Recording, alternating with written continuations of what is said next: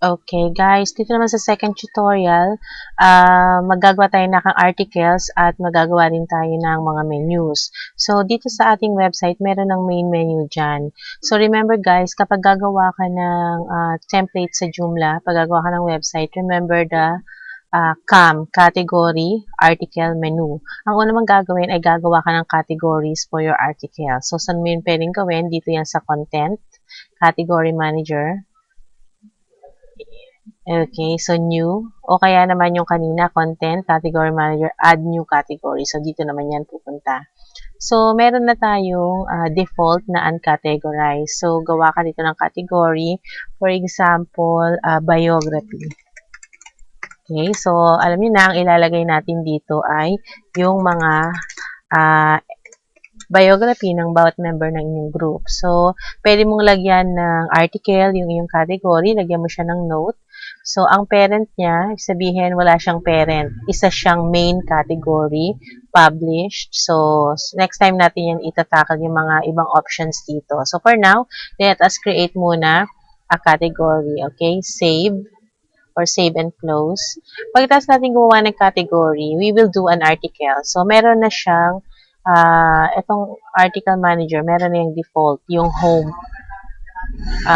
Dito sa ating may nakalagay na yan na home sa ating website. So, gagawa muna tayo ng sample card article. So, pwedeng content, article manager, add new article, or yun na lang, click nyo yung new. So, gawa tayo ng title ng article. For example, biography na rin. Okay.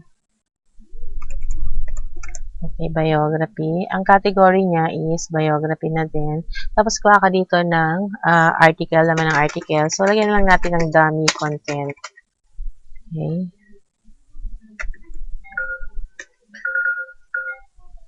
Yan. So, nahugot yung aking keyboard. So, then, you have to save this.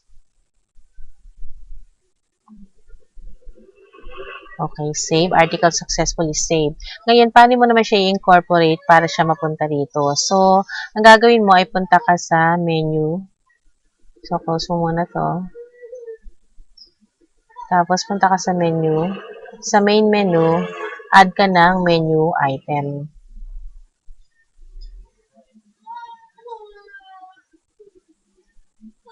Okay, so select mo si menu item. Ano bang gusto mong idagdag dyan? So, for this particular time, ang gusto ko idagdag dyan ay single article kasi gumawa ako ng single article for my biography. So, lalabas single article, then select an article. So, lalabas dito yung mga articles na ginawa mo na. Pili ka lang. Tapos, menu title. Okay, ito yung lalabas. Lagyan lang natin dito about us. Okay, so, mamimili ka rito kung saan menu siya. Since isa pa lang naman yung menu natin, main menu, tapos yung parent item, ibig sabihin, isa ba siyang main menu, parent item, or gusto mo siyang maipailalim sa home. So, kung ilalagay mo si menu root, magiging panibagong entry siya. So, itry natin itong isave para makita nyo dito. So, ito yung ating main menu. Kapag ni-refresh mo yan, magkakadalawa na sila. So, magkakaroon ng about us, which may laman dito. So, guys, ito pag kami lumabas na ganito, ibig sabihin, yung inyong template ay hindi compatible doon sa inyong version. That's why I recommend na yung lower version ng Joomla ang i-download nyo. Meron dong mas lower version, yung 2.5. Mas marami siyang compatible na template. So, pagka ganito, pwede nyo naman to i-edit sa PHP, kaya lang nga mabusisi. But for now, let's ignore that muna. So, andito na yung main menu. What if gusto nyo naman, guys, dito ilagay sa ibabaw yung menu? Or kung gusto nyo naman, sa ilalim ni home menu ay magkakaroon pa ng isang subcategory. So, madali lang yan. Gawa tayo ulit ng article.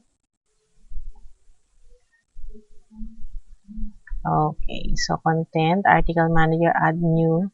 So, gusto nyo sa home magkaroon ng, o kaya dun sa biography, magkaroon ng article, yung pangalan ng member. Halimbawa, Jenny na lang. Jenny ko. O, sige, si Jenny ko. Ang category niya ay biography. So, si Jenny.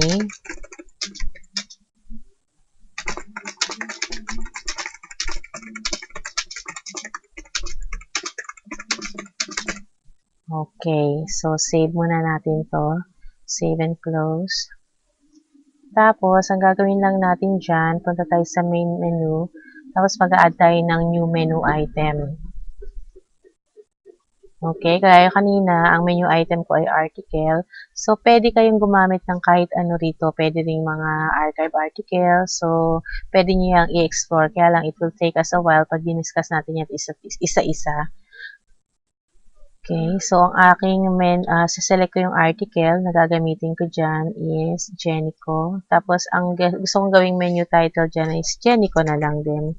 Kasi biography ni Jenny itong lalabas. So, yan. So, ang alias niya, itong alias, ito yung automatically nilalagyan niya ni system. Pero yung alias, yun yung kumbaga magiging code para dun sa particular na article na yon. Okay, so kung gusto mo siyang pumailalim sa biography, dito sa menu root, ilalagay mo siya dun sa parent item niya is about us. Ibig sabihin, mapapailalim siya dun. So, save natin to para makita natin yung difference. Okay, save successfully. Close muna natin. Pag ni-refresh mo siya dito, makikita mo na si Jenico ay nandito sa ilalim ni About Us. Oops. Iyon. O, diba? Kita nyo siya. Naging sub-menu. What if naman guys, gusto nyo itong main menu nasa ibabaw? So, madali lang yan. Una, kailangan nating i-map o makita yung positioning nitong ating template. Paano yun? So, ang gagawin mo lang dito is i-copy mo to. O, sumunta ka muna sa homepage. Copy mo to dito. Okay, so, yan. So, yung homepage. Tapos, pumunta ka dun sa extension template manager. Okay, tapos, dun sa options, i-click mo si preview module positions, enable mo siya. Okay, so once na enabled na siya, punta ka sa home, lagay mo doon yung index.php/tp equals 1. Okay. Oops, ayaw.